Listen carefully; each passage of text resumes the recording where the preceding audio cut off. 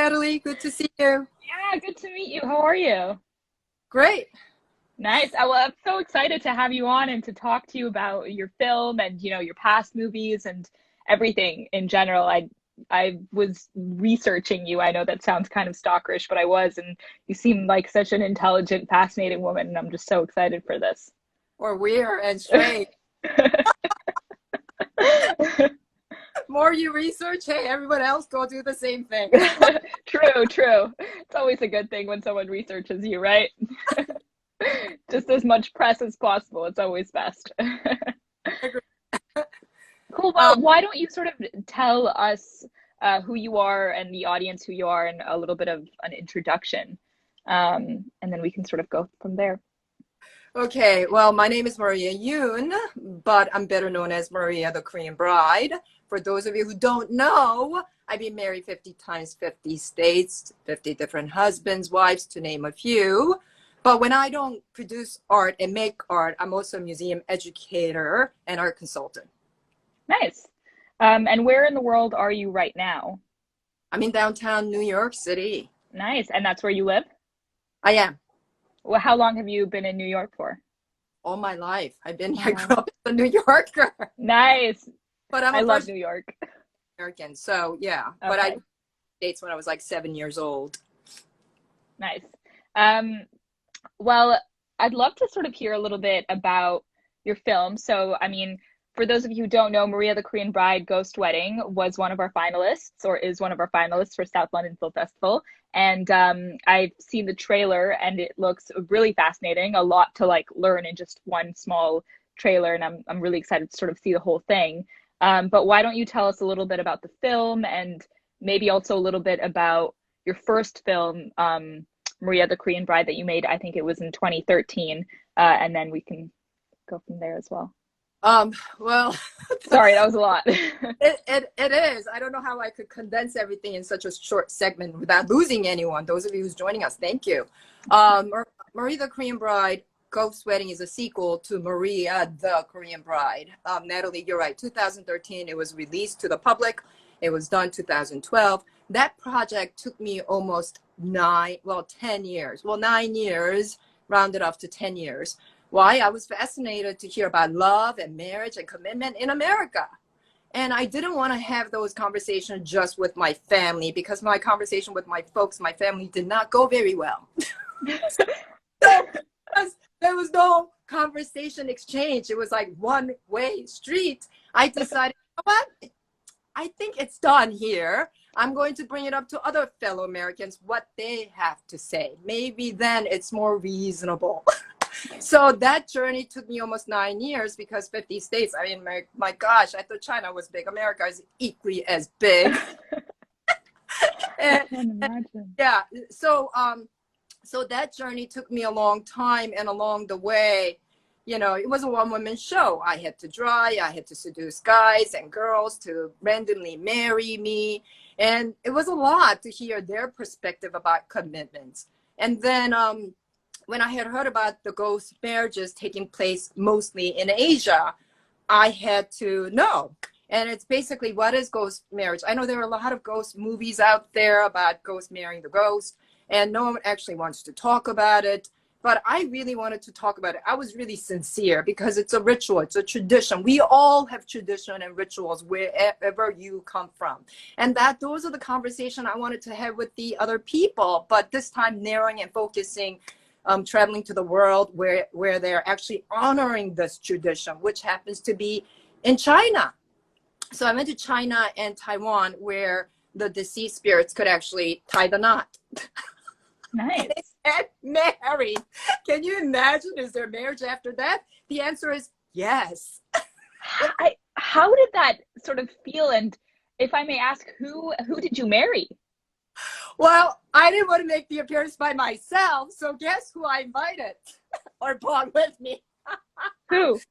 All of your viewers are going to think I am wacko. No, no, this is exciting. Wow. You're What is thinking, that? what is that? Exactly. Exactly. What is this? Please take us through it. I know those of you in Asia, I know you know what this is. Essentially, it's a tablet. It's like memorial tablet. Like think of a tombstone. Yeah. In Western part of the world.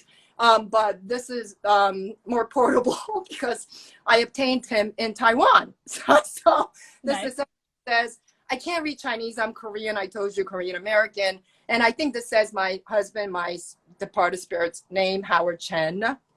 I think, correct me, those of you who read Chinese, correct me what it says. What is my husband's name, guys? I know. But anyway, so I married Taiwan. I married a departed spirit named Howard Chen, and this is symbolic image of him. But I did it with, you know, with respect and honesty, and that's why this is a documentary, right? So, yeah, it sounds like fiction, and there's some fictional parts in the movie, but that's part of the journey I had to take to get to where I am today. Yeah. Well, I have a lot of questions about that, but I sort of want to jump back a few steps first and sort of understand where your fascination with marriage came from the beginning, and why you were so curious to sort of understand what marriage means to people in the United States. Well, I mean, we all think about love, don't we? Yeah. Where do we find love? You know, do you need to be with a partner? Some people love their dogs more than human beings. True. I mean, I do.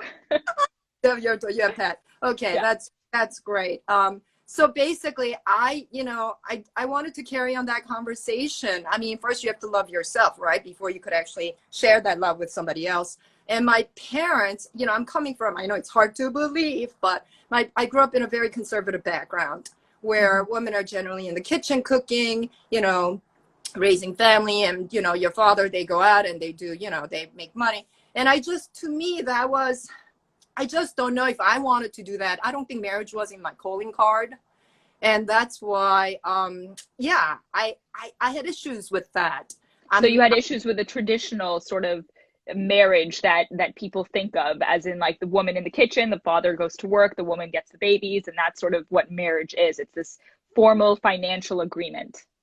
Right. I mean, Yeah. it's like a contract. I don't know. I mean, those of you, believe me, those people that I met, my previous work, Maria the Korean Bride, which is on Amazon Prime. I'm selling my Write that down, guys. No, please sell. This is your time to sell your art. Yeah. I mean, that movie was made 10 years ago, but I started 10 years prior. So when camcorder was hot, okay? So don't judge me on the quality. Post wedding is much, much better and superior. But having said that, yeah, so the marriage was always in my mind because my dad, especially my father, he was just judgmental. He was judging himself, saying maybe I was not a good enough father. And for the fact that Maria can't even lock down any guy and date or, consider even engagement. And I wanted to assure him that that's not how you judge yourself as a parent. Yeah. Well, I mean, how about your happiness, your child's happiness? Isn't that important? And as long she or he, they're making a living and they're happy what they're doing. And I'm an artist at heart. I mean, to me, that's the most important thing. And that haunted me because I felt bad, and those disagreements led me to produce my documentary. Yeah. But marriage after death, my gosh, that was pushing up a notch because, I mean, how would you know? I mean, my mother, she's a big supporter of mine. And she basically said, hey, Maria, you're investigating something that no one would ever know unless you're actually departed. So why are you doing this? Yeah. Yeah. And what did you say to that? Well, why is the practice and ritual still happening? How do they obtain, their bodies to please the departed spirits? And why is that so important to them? I wanted to know why. And from those people who actually believe and, they have things to say. Yeah. So I took on this journey, and believe me, in the beginning, it was not easy. Who wants to talk about the dead? Who wants to talk about the ghosts? No one. Yet this practice and ritual is still happening and being honored.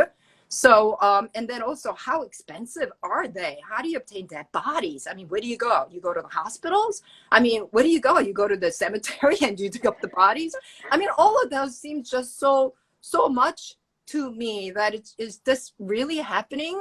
So, like I said, there's so many ghost movies out there, but mine is actually documenting stories from those people who's believing in this tradition and rituals. And the ending will surprise you because it surprised me. Yeah. And it wasn't, so this movie isn't just about your experience with marrying a departed spirit. It's sort of the experience of a Oh, milieu of people. um, Of Howard, of course. yeah, let's keep throwing his name. Maybe he's gonna jump in and say something. No, I'm kidding. You never know. Have you ever sort of felt when you decided to do this, did you ever feel some sort of outside of this world sort of experience with your departed spirit husband? Did you feel some sort of connection similarly to how in one's faith someone has a relationship with Jesus or with God and they can sort of feel that relationship in the heart? Did you feel that as well when you got married to Howard? Actually, Natalie, that's a really good question. And the answer is yes. I Right. actually felt him during the ceremony in Taiwan. And I have to say, I have to thank all my participants because they were so willing and able. In the beginning, they were reluctant because, again, no one wants to talk about the ghost.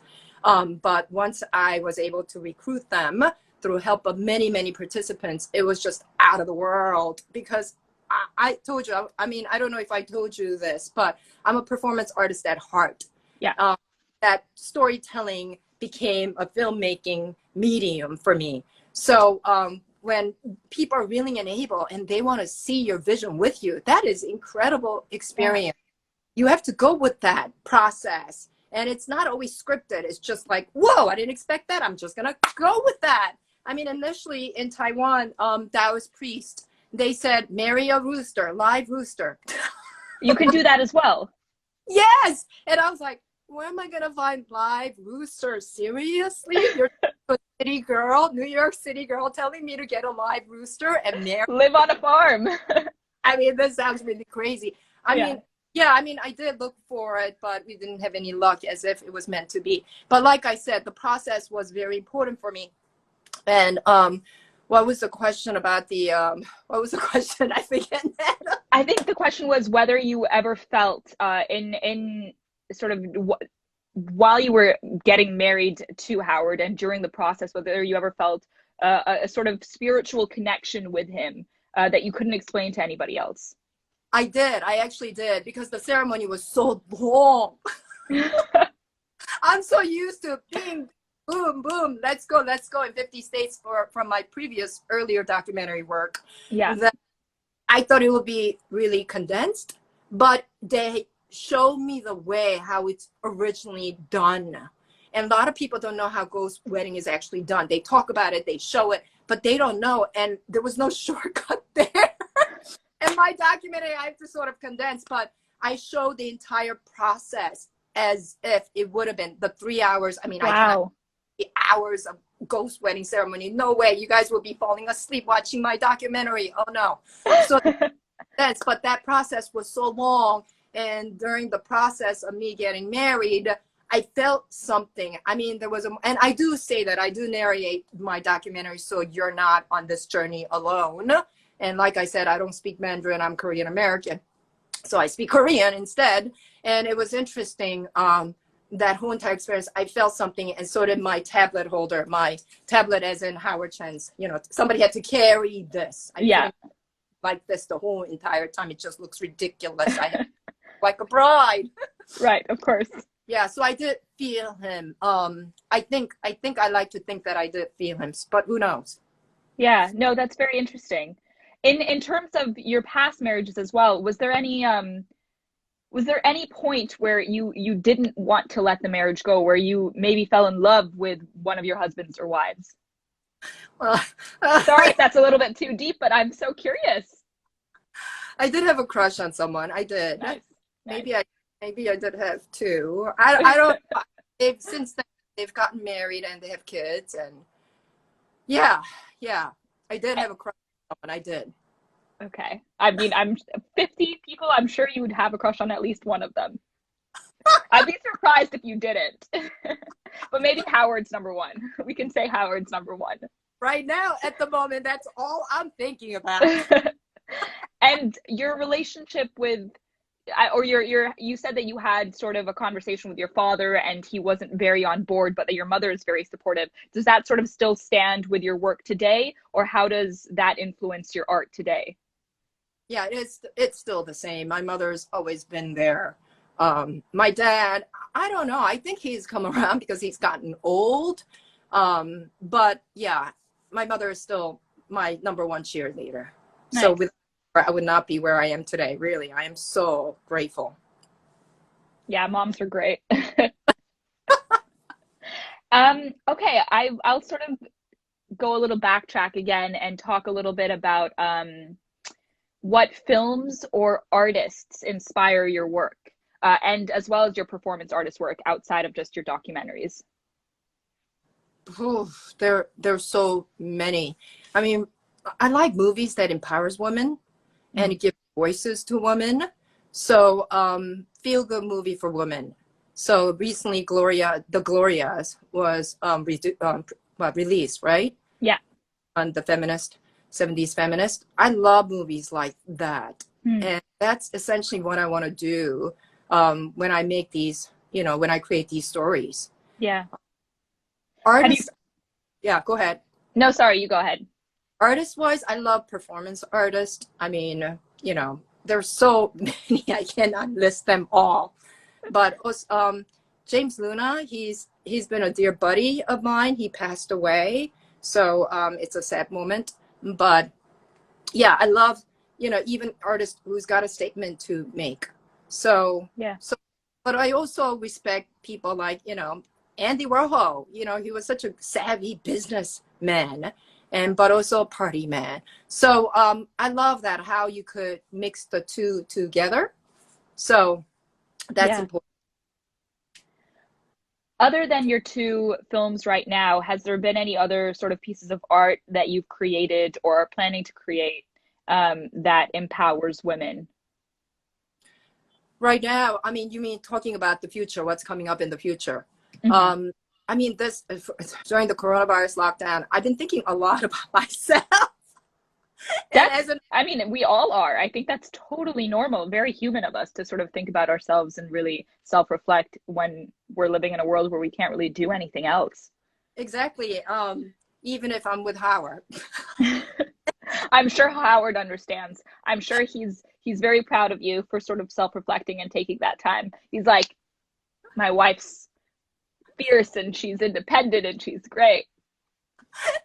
I mean, I don't know, but yeah. So I think I want to interview female artists where they're thinking about, I want to really dig deep to their childhood, and I'm in this compassion group where a bunch of us really learn to be more compassionate to one another, Hmm. and it's about reparenting yourself. So I don't know. I'm thinking about that too, but how this lockdown really has made me reevaluate, like how much do I know myself, my inner self, my inner child, and maybe do a mini traveling journey experience, interview other fellow female artists, and see, what their processes were, and maybe talk about that. I haven't fully resolved how I'm going to thread the storytelling, but like I said, I'm a performance artist first, so that process is part of it. So who knows what kind of process it's going to be turning out into. Yeah. Along with your performance artistry, do you have any other sort of, uh, I guess, spiritual or meditative or any sort of activity that you do to sort of really self-evaluate and try to figure out where those inner traumas come from? Because you mentioned that you really are trying to self-reflect and you want to go out there and you want to interview these women and you want to some come out and be more compassionate. And I know that a lot of people, will go to sort of journaling or meditation or traveling and that sort of thing. Are any of those on your rota? I mean, meditating. I guess active meditation works for me than like quiet meditation because that's just not me. Um, yeah, I mean, it's a lot of those things. I'm still learning as I'm going through this 9 month of lockdown and getting to know myself. It's Yeah, been a challenge. My goodness. it is such a So challenge. it really is. I mean, there are moments I just want to cry, and I know we could all relate to that. We've been there, but I mean, we'll see. So, but I don't want to do it just to say, "Hey, there's a stamp of COVID." No, I don't want to just do that. I want to, talk about how do people overcome. What did you go through your self-discovery, and what does that mean? So, Yeah. so all of those things. But going back to my ghost marriage, I mean, essentially, I'm also thinking about what triggered them in their mind that they really wanted to honor this, to me, initially odd tradition. Why is it so important? And my associate producer, Iwe, she basically said, I think it's like their self comforting themselves, like a therapy to themselves for the living. And I never really thought about that. I was only targeting the departed spirits and the ghost, but she's saying it's so much, it has to do with the living. And How does it comfort the living? Did she sort of go into that? well, actually, Taoist priest, who's in my documentary, he actually says it. He summarizes it really beautifully and poetically. So again, you have to see. Yeah, I think it's like mental comfort. It brings you more of comfort that you've done what you could to please the dead spirit who's passed away. And I think, even some of my friends actually I lost the battle with the COVID, and some of, their I'm sorry. parents have lived their children. And to me, that's extremely painful. And I share the grieving process with them. And because I've known them, but it just, yeah, I don't know what they're going through in my mind. Like, how do they, what's going through their mental, stage? Yeah. And are they, talking to them? Are they, honoring them by just looking at the photographs, writing a diary for him or her? And I think this is their way of talking about it in Asia, saying, hey, I conducted this ghost waiting for my departed son, or, or my daughter or my child, an uncle or an aunt, who's never had an opportunity to actually get married when they were alive.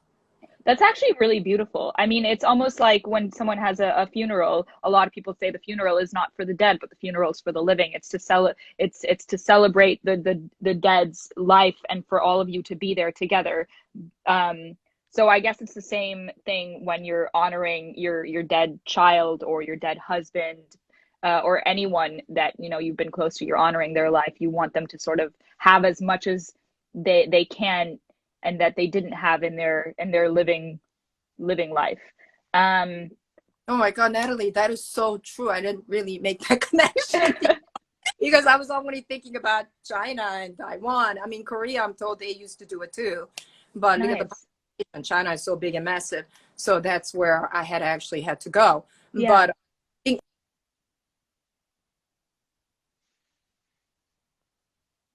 sorry, Oh, did I sorry, lose you you? cut off a little bit there. Yeah, I just lost you for a few Yeah. minutes. So basically, yeah, I was just thinking about, is it wedding in Ireland where they drink all the time and they celebrate celebrate? Maybe. I mean, it sounds pretty Irish to me, so I think it is. So that I didn't make that connection until you said it now. yeah, I think everyone has their own sort of way of really honoring people that meant something to me that have passed on. When you went through the process of, researching and interviewing people for your documentary, did most of the people that you did interview who have been through the process of, marrying a departed spirit, have were they married to somebody that they knew when that person was alive, or do people normally marry someone that they didn't know when that person was alive? That's a good one. Yeah, I mean, most people don't know. That's what I gather, but because in China, think about it, men are more in demand, boys are more in demand, right? Right. So there's a shortage of girls, deceased dead bodies for the girls. So I think they had to go through a middle guy, which is essentially matchmaker Right. for the. Um, my gosh, I don't know if I want to have that kind of job, But yeah, and I read it on the news 2019. It was like the hottest topic on the news. It kept popping up, CNN, NBC, my goodness.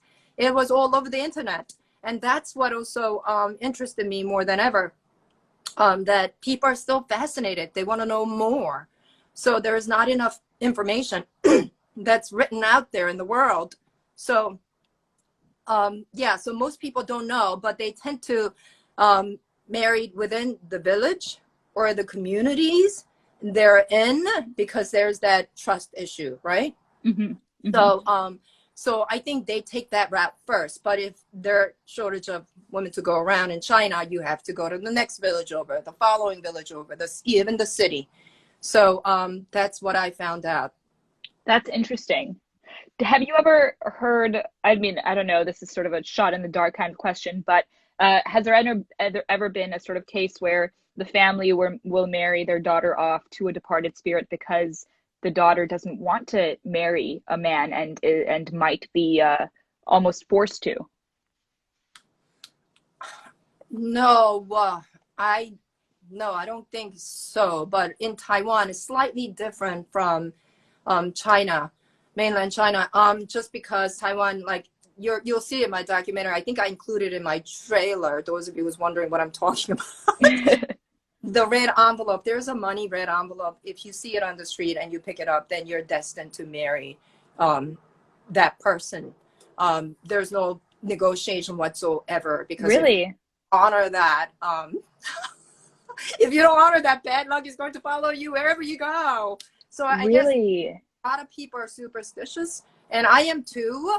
But I don't know. I mean, what are the chances that you're going to see something and you're going to pick it up? I mean, are you the one of those people who actually pick up a penny as a good lucky charm? No, no, I don't do that. I used to, but I don't do it. I mean, maybe sometimes. Yeah, So that's yeah, true. That's true. And I guess if you do, I'm glad that go ahead. learning about that sort of superstition, because now when I visit China, I'm not going to pick up any red envelopes, and I probably would have been that person that would pick it up and go, "Ooh, what is this?" So I'm very happy you told that to me. So to everyone listening, if you're ever in China, please do not pick up a red envelope. Oh, we have a question for you over here. Maria, how have you ever had reservations about how Western audiences perceive the topics in your films? That's a good question. I think they would watch it with fascination, wouldn't you? I mean, I'm a New Yorker. I told you I'm a New Yorker. Yeah, I grew up in a rather conservative background, but at the end of the day, I'm still a New Yorker. And in the beginning, I did lose some friends. Can you believe it? At my young age, I'm lying. That people are so quick to judge someone without really finding out why. Yeah. Why it's actually happening. Some people thought, oh my goodness, that superstition is such a low class and it's for the poor people only. Yes, I had to go to, really small little village, a population 200. Try to find that in China. My goodness, Beijing alone, they have over 20 million people living in one city. But I had to go to little village, 200 people. So, but it matters to them. And what does that mean? Again, it's more about research, discovering tradition, rituals. We all have it. So think about that before you're quick to judge. Oh, ghost doesn't exist. Really? Yeah, So, I guess it's always better to sort of ask questions and be curious rather than judgmental and pushing something away that you don't understand. I think it's natural that people do that they push something away that they don't understand, that scares them, that they're afraid of. But once you sort of explain it to them, then of course they're going to be more willing and more open to that tradition. yeah, I mean, that's important to me because, I mean, I am who I am because of my tradition, whether you like it or not. Yeah. And also my documentary, I like to have a conversation. Hey, I like to provoke you. You don't disagree with me? It's okay. I'm not telling you this is this or this is that. I'm just keeping it kind of like open-ended. I'm introducing you something and you want to taste this ice cream. Hey, it's up to you to taste it. You don't want to, just look at it and then figure it out yourself. you know? Yeah, that's true. Also, that's what makes the best documentaries. It's documentaries that are about a subject that people don't really know about. I mean, I, for one, didn't know that this was a tradition until I got introduced to you and watched your trailer. And I'm very happy that you created something so that we can all learn a little bit more about, you know, traditions outside of our own little bubble. I think that's so important, especially nowadays in such a sort of globalized world. Um, I have a couple more questions for you before we sort of head off. One of them goes sort of back to your first film with the 50 marriages in the 50 states. I have a quick question about how the logistics of that it works.